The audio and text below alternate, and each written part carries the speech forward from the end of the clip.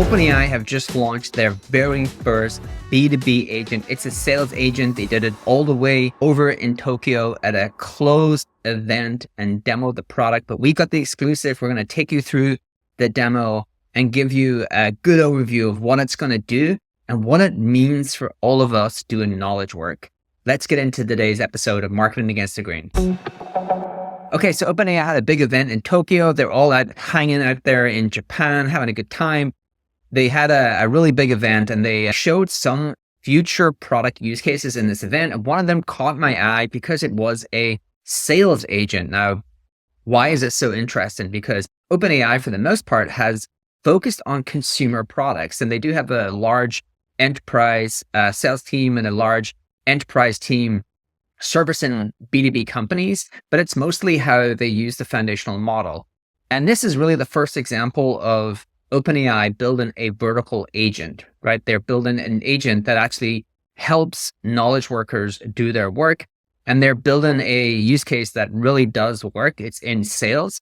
And so I want to go through the demo, show you exactly what it does, and kind of give you some of my thoughts as we go along in this 2-minute demo. All right, so here's the demo. It's a pretty lowly lit kind of place. But again, it's not meant to be streamed live, but there's so much interest in this stuff. Someone recorded it. And so let's get into the demo. This is just the sales agent. It's very short, 2 minutes, but I think it gives a really good indication of where OpenAI are going with these vertical agents.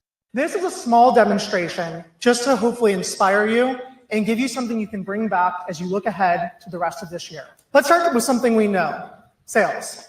We have a sales contact form where someone is trying to reach out to OpenAI to learn about ChatGPT. So the first thing we should really note here, because I posted about this and there was a lot of hysteria where people were saying, oh my God, like OpenAI are going to kill the human part of sales, right? They're going to kill the human to human connection we need during sales. So first of all, I want to make sure you all understand.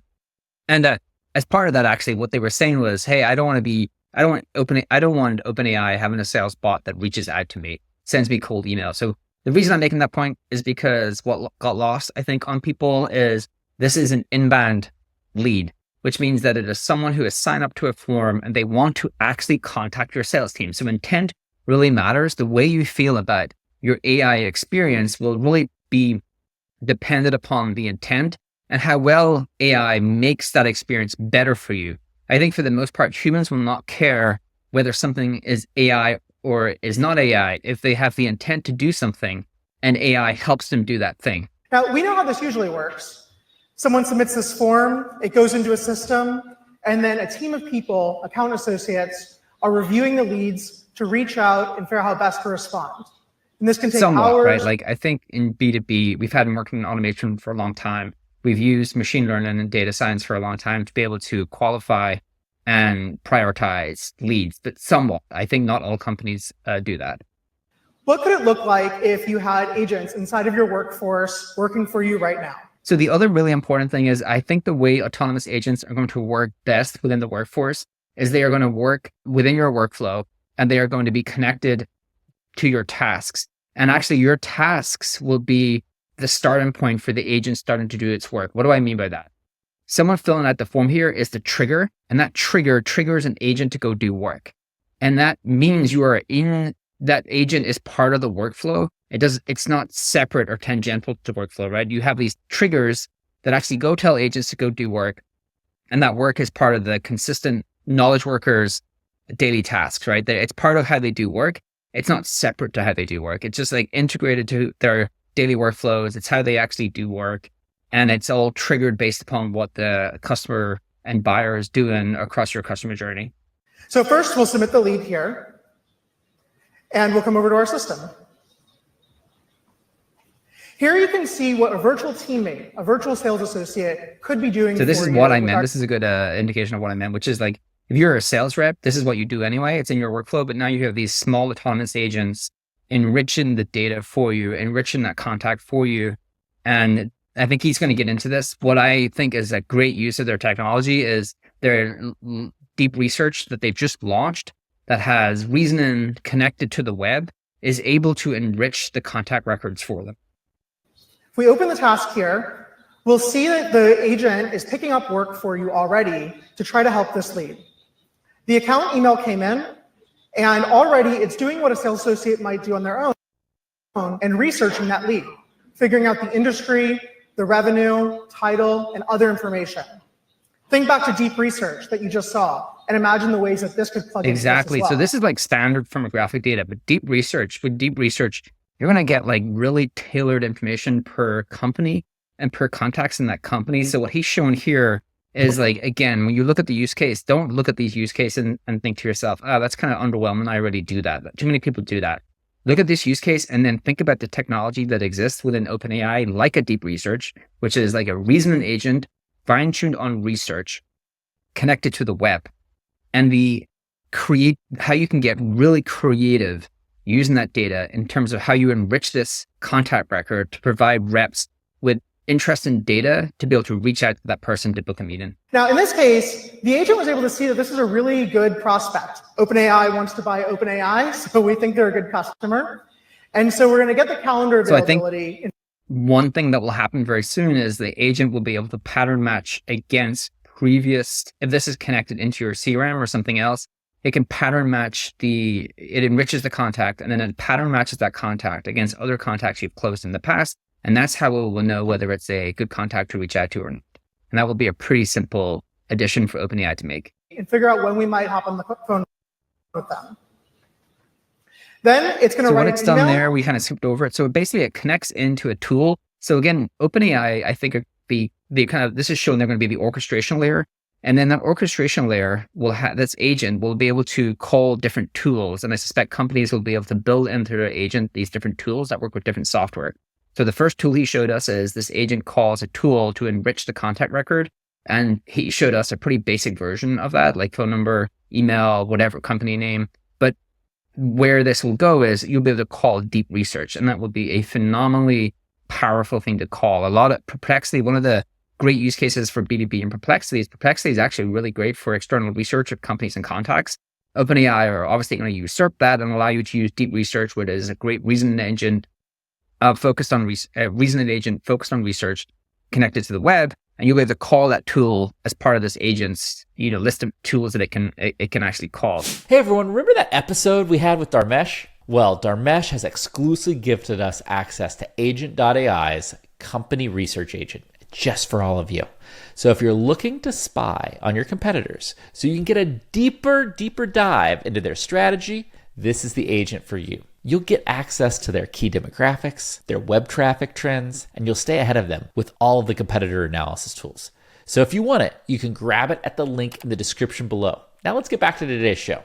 The second tool it calls is it actually has access to the calendar. So you can go and look at the rep's calendar and say, well, you have free time available in these slots. And then it calls a different tool to craft the email. And get back to them. So it's added the time slots and has the email. In this case, this agent hasn't been told to write any specific language. It's really smart. It realizes that the prospect wrote in Japanese, so it's going to write back in Japanese. That is huge, right? So like the way companies have to go international is they have to wait until they have international capabilities or language capabilities with each country they're trying to go into. With agents, you actually don't need a lot of that because the agent itself knows a prospect came in through a form within a certain IP location and actually can adjust its language to match that IP location.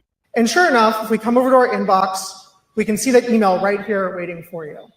Again, this is just a small demonstration that we wanted to pull together to help you see what it could look like. You can imagine the applications for this are endless. If you start to look around your organization, think about all the small tasks that people on your teams do. Small tasks. I really want to make this point.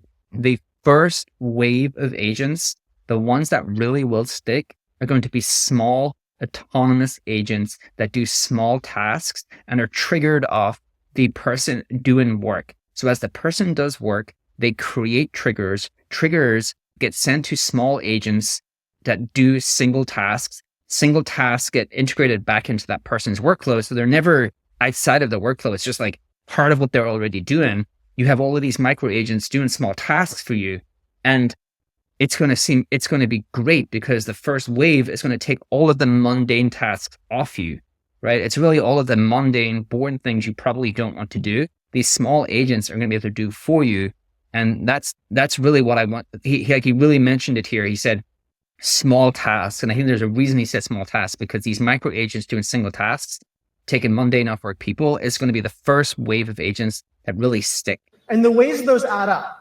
This doesn't have to be an all or They nothing add process. up. That's really important as well. You have 50 micro agents doing 50 tasks for you. You get back a lot of time. You can really chip away at this and bring the latest technology into your workforce now and help save your team time and focus on the next steps after that.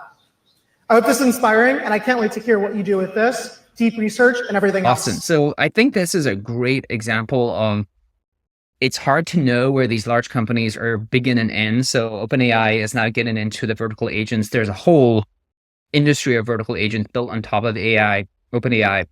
And so that's like one takeaway is like, it's just hard to understand where the kind of these companies begin and end. What use cases will they build? What use cases won't they build? I think in this case, they're going to build vertical agents, but in some cases, will they get the depth of single companies focused on that specific problem? If you're a startup and all you do is try to focus on sales and solving that problem, will OpenAI ever be as good because it's one of hundreds of things that they're trying to solve for? And that's a debatable.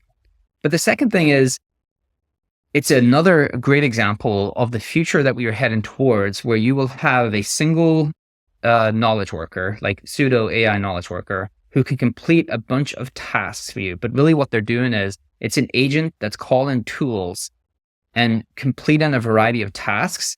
And those agents, these kind of micro agents exist across your workflow. So as you do work, you create triggers, and these triggers trigger agents to go do things for you. And they all come back and integrated into your workflow, because adoption and usage is two of the biggest problems with AI. People see it, use it to begin with, and they're like, oh, this is cool. And then they just go back to their normal workflows.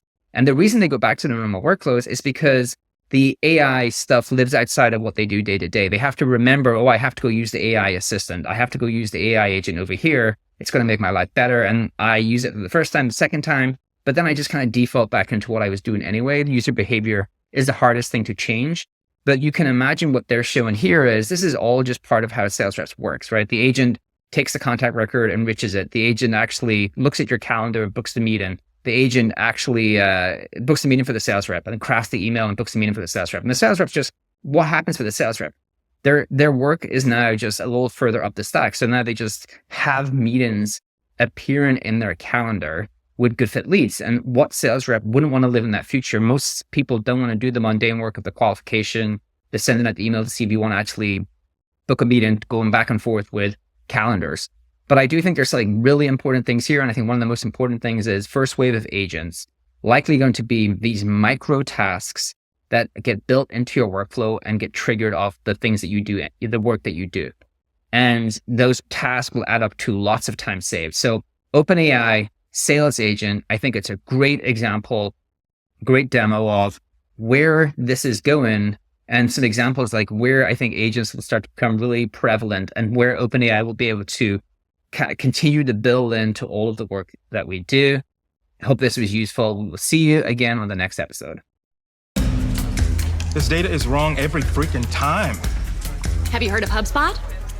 HubSpot is a CRM platform where everything is fully integrated. Whoa, I can see the client's whole history, calls, support tickets, emails, and here's a task from 3 days ago I totally missed. HubSpot. Grow better.